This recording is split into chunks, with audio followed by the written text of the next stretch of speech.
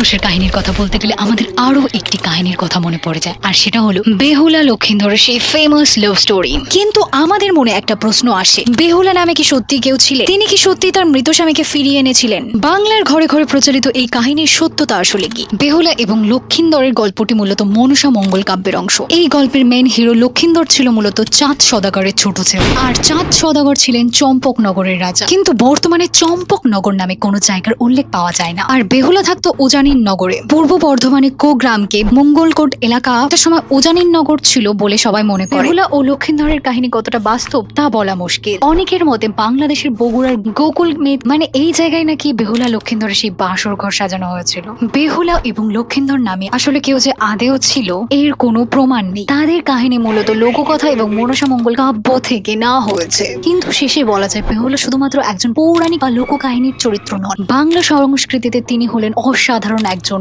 সাহসী সংগ্রামী নারী।